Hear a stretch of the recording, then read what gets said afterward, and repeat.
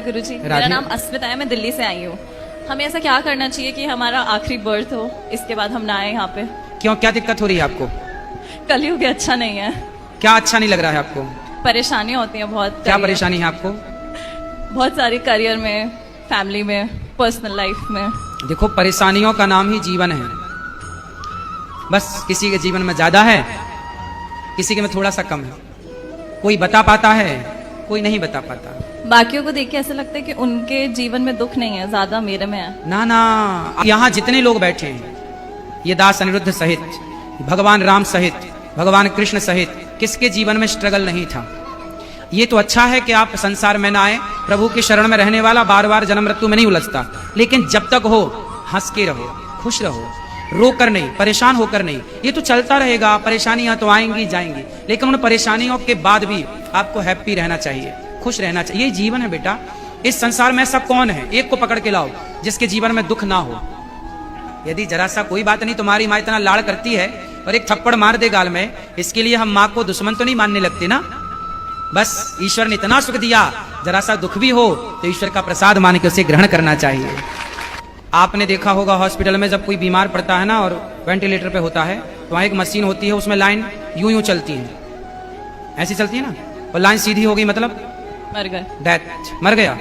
जब तक टेढ़ी लाइनें हैं, जब तक उतार चढ़ाव है, तब तक ही जीवन है। सीधा हुआ तो मर जाएगा आदमी। तो आपके जीवन में ये उतार चढ़ाव जो है, स्ट्रगल जो आप कर रहे हैं, करते रहिए। माता सीता को जंगल जब जाना पड़ा, राम जी ने जंगल भेज दिया, लव कुश को पैदा किया अकेले। स्ट्रगल देखिए, लकड़ी काटी तो किसी ने सीता माँ से कहा कि अब बताओ, तुम्हें राम जैसा पति चाहिए जिसने तुम्हें गर्भावस्था में वनवास भेज दिया? किसी नारी को क्या ऐसा पति चाहिए कि उसका पति गर्भवती स्त्री को घर से निकाल दे? तब सीता माँ ने कहा, बहन, जब जब मेरा जन्म हो तब तब मुझे राम ही पति के रूप में प्राप्त हो। लोगों ने कहा कि तुम्हारा इतना कष्ट देने वाला राम तुम फिर से पति रूप में चाहती हो? सीता माँ ने कहा, कष्ट मुझे मिला, ये तो आप लोग मेरा कष्ट जरा सा देख रहे हैं। जो मुझे सुख मिला है राम को पाकर, जो सम्मान मिला है राम को पाकर, उस सम्मान, उस सुख के आगे ये दुख तो कुछ भी नहीं है। इसलिए मैं राम के उस सम्मान, आज जहां राम खड़े होते हैं वहां माता सीता खड़ी होती है। तो मैं राम जैसा पति क्यों ना चाहूं? मुझे जरा सा दुख मिल गया तो क्या मैं उस जरा से दुख के कारण अपने राम को छोड़ दूं? ना बेटा, जिस राम ने हमें इतना सुख दिया है, यदि जरा सा कोई बात नहीं तो क्यों कहना चाहिए ईश्वर को? तुम्हारी माँ ने बचपन में तुम्हें कभी मारा नहीं थप्पड़, इसलिए तुम्हें थप्पड़ का एहसास नहीं है बेटा। ईश्वर के थप्पड़ का एहसास भी काश होता आपको। ये मेरी बहन है, ये बहुत पिटी है, तो मैं कम पिटी हूँ घर में। कम पिटी हो मतलब पिटी तो हो बहुत कम। हाँ चलो, अच्छा है। माँ जब आपको मारती है, अच्छा इनको मारती थी माँ, तो क्या इनकी दुश्मन है इनकी माँ? नहीं, फिर इनके भले के लिए। ऐसे ही है, ईश्वर यदि हमें थोड़ा दंड भी देते हैं, तो लोगों को देखो जो घिसट रहे। आप तो चप्पल पाँव में पहनती हैं, कुछ लोग तो हाथ में चप्पल पहन के घिसटते हैं, नहीं देखा आपने? फिर आप कितने सुखी हैं। ईश्वर का धन्यवाद दीजिए कि विधाता आपने हमें इतना सुख दिया है, उसके लिए थैंक यू। ठीक है, थैंक यू। आप बताओ कि आप सुखी हो कि दुखी हो?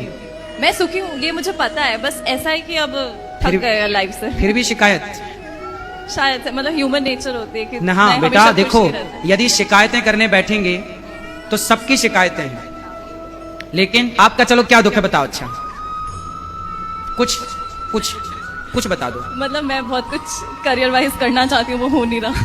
ये दुख है। अरे किसी के घर में तबीयत खराब हो जाती है, या फिर ऐसे लोगों को देखो जिनके दोनों हाथ कट चुके हैं। जरा सोचो कि जिसके दोनों हाथ नहीं है और उसके घर में करने वाला कोई नहीं है और उसे प्यास लगी हो तो पानी कैसे पीता होगा? कभी आपने सोचा है? मैंने ऐसे लोगों को भी देखा है जिनके दोनों पांव और दोनों हाथ नहीं है। अब बताओ कि उसे प्यास लगती होगी तो वो डिपेंड होता होगा ना दूसरों पर, भैया जरा हमें पानी पिला दो, भैया भूख लगे, कुछ खा नहीं सकता। तो दुखी तो वो है बेटा, तुम अपने हाथ से खा रही हो, तुम अपने पांव पे चल रही हो, तुम अपनी आंखों से देख रही हो, तुम अपने कानों से सुन रही हो, तुम अपने मुंह से बोल रही हो। आपके जैसा सुखी संसार में कोई नहीं है। दुखी तो वो है जो एक शब्द भी नहीं बोल पा रहे हैं, बेचारे गूंगे हैं। दुखी तो वो है जो एक कदम भी नहीं चल पा रहे हैं, बेचारे लंगड़े हैं। दुखी तो वो हैं जो एक शब्द भी नहीं सुन पा रहे हैं, बेचारे बहरे हैं। क्यों नहीं हम उन लोगों को देखते?